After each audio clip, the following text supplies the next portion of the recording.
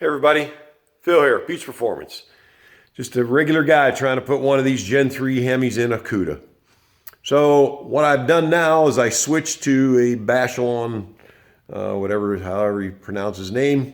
Randy sold me on his mounts versus TTI, says they're the same and he had them in stock. Okay, I bought them versus Holly, moved the motor forward. So the goal is now I'd ordered 2 sets of headers. The Hooker Blackheart and the TTIs. Got the TTIs in. I like the fact that, boy, they're nice and shiny, ceramic coated in and out, and things of this nature. A couple things that I don't like is they went to a new version, which a discussion on the board that I was just having with some guys, they're saying, oh, hey, mine fits around the box, and I saw their pictures, and you're going to see the difference. So you can tell me which ones you like. I'd like to hear your opinion. I'm not picking on either header person. It's what that I believe in, what I like, what I see, and what fits. That's all I'm trying to do is get this thing together, and it is a struggle a lot of the time. So I hear certain comments of guys and manufacturers who I've talked to that have sat there and said, well, Phil, you have to massage this stuff anyway and to get it to fit. We didn't, as people that buy this stuff, we buy it so we didn't have to manufacture it or massage it. They should have left enough room, personally, growing up with a father who was a machinist, okay, to fit. Sorry to ramble, but I'm a little hot about this. So here's what we got. Here's your hookers. The hooker design basically came out of the cylinder on the driver's side, went around. There was a little piece here on one of my other videos, the block flange here. You had to kind of grind it down to get it to fit. I'll show you real quick. Right there. To make that header fit, that's what I did. I ground that off because it was dinging with the hooker, and that was even with Holly's mounts. So now we'll go back to everything else with hooker. So there you said, here's your hooker header. Pipe goes down behind. It misses the steering box completely. I had it on with these new mounts that puts the engine back into regular position.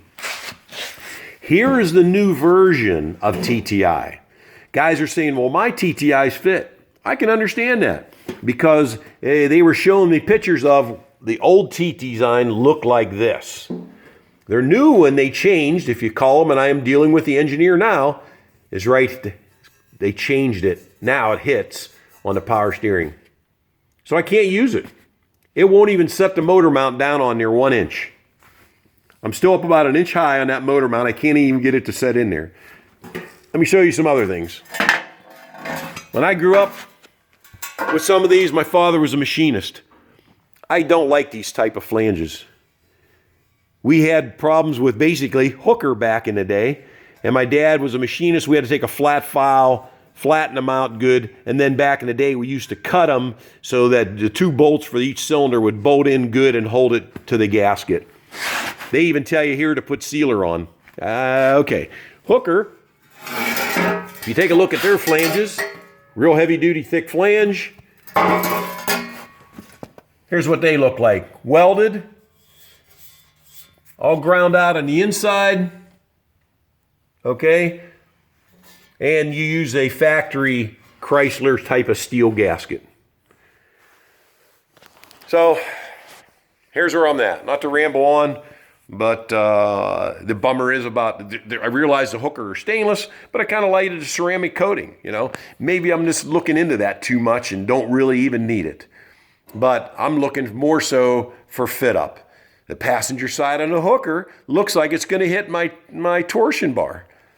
So today my goal is to put the hookers back on with the new style mounts that sets the motor in original location.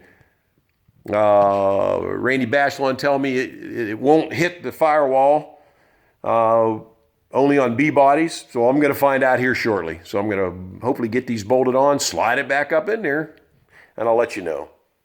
All right, thanks. See ya.